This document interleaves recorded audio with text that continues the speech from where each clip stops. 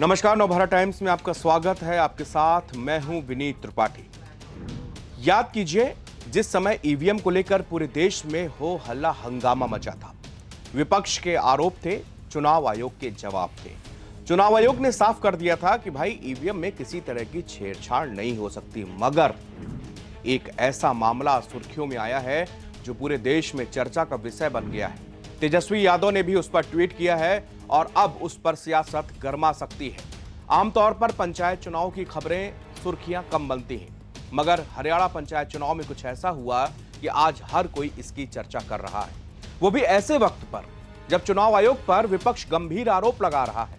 हरियाणा के पानीपत जिले से 25 किलोमीटर दूर बुवाना लाखू गांव के पंचायत चुनाव को लेकर एक अनोखी घटना सामने आई है।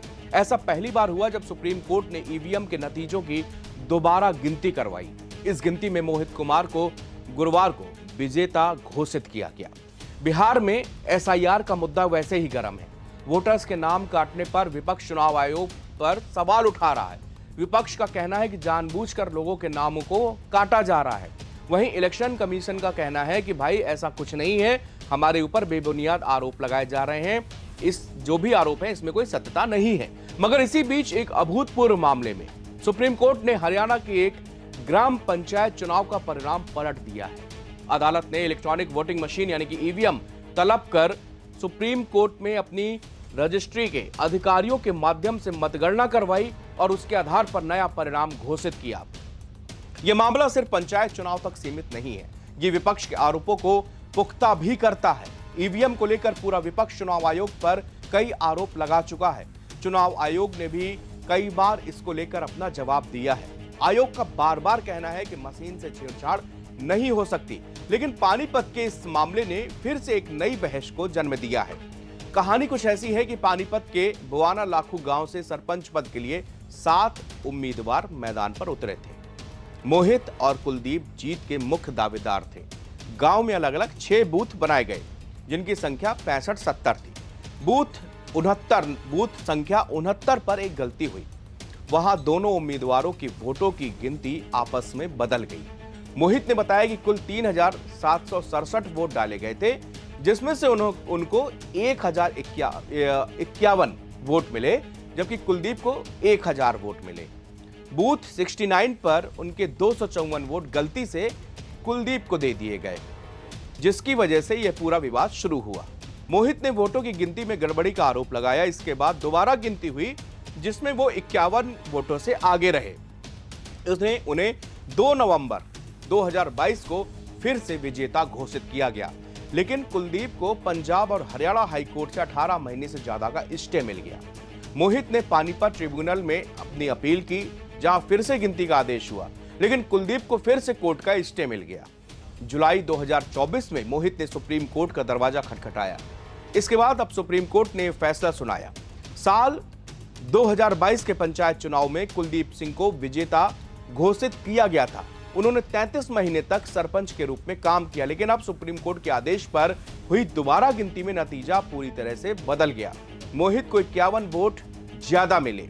जस्टिस सूर्यकांत, दीपांकर दत्ता और एनके सिंह की बेंच ने पानीपत के डिप्टी कमिश्नर कम चुनाव अधिकारी को 2 दिनों के अंदर अंदर मोहित को विजेता घोषित करने का आदेश दिया।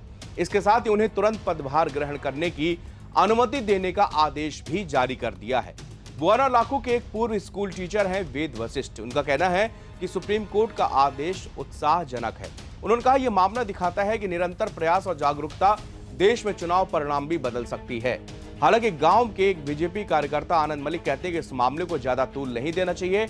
उन्होंने कहा कि इस मामले में ईवीएम की कोई गलती नहीं थी, क्योंकि उम्मीदवारों का उतने ही वोट मिले जितने उस दिन रिकाउंटिंग के बाद घोषित किए गए थे। सरपंच पद से हटाए गए सिंह अभी तक इस्तीफा नहीं दे रहे। वो कहते हैं कि हमने अभी अपना अगला कदम तय नहीं किया है।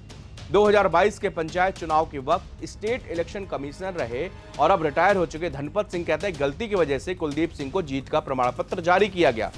जब मामला मेरी जानकारी में आया तो मैंने अधिकारियों से इसे तुरंत सुलझाने को कहा। उन्होंने कहा कि वो कुलदीप सिंह से जीत का प्रमाण पत्र वापस ले लेंगे। उन्होंने बताया कि हमें पता चला कि कुलदीप सिंह ने गांव में अपनी जीत की घोषणा कर दी, लड्डू बांट दिए और प्रमाण पत्र वापस करने से साफ इनकार भी कर दिया। हमने अपनी ओर से उनके चुनाव की अधिसूचना जारी नहीं की और कमिश्नर को निर्देश दिया कि वो उन्हें सरपंच का कार्यभार न सौंपे। उनके चुनाव की आधिकारिक अधिसूचना 2024 में हाईकोर्ट के आदेश के बाद ही जारी की गई थी। यह मामला थोड़ा सा पेचीदा है। इसमें आप ईवीएम को लेकर सीधे टारगेट नहीं कर सकते, क्योंकि यह पूरा मामला जुडिशरी से जुड़ा हुआ है। इसमें साफ तौर पर बताया गया कि ईवीएम में जिस समय नतीजे आए और गिनती हुई तो उतने ही वोट मिले। हालांकि बूथ संख्या 69 में कैसे कुलदीप मोहित के वोट कुलदीप को कन्वर्ट हो गए, ये अधिकारियों का एक यहां पर नमूना सामने आता है, जिनकी गलती की वजह से ऐसा हुआ है। और आखिरकार मोहित लगातार अदालत का दरवाजा खटखटाया, न्याय की शरण में जाते रहे और आखिरकार सुप्रीम कोर्ट ने अपने ऐतिहासिक फैसला करते हुए उनको 51 वोट से विजयी करार दिया। साथ ही तुरंत पदभार ग्रहण करने के आदेश भी दे दिए। ये तो हो गया एक सरपंच का मामला, लेकिन ईवीएम को लेकर जो जारी बहस है वो अब तूल पकड़ती जा रही है। तेजस्वी यादव ने इस पर ट्वीट करते हुए आरोप लगाया है, एसआईआर के मामले में चुनाव आयोग से वैसे सवाल हो रहे हैं, ईवीएम पर सवाल हो चुके हैं।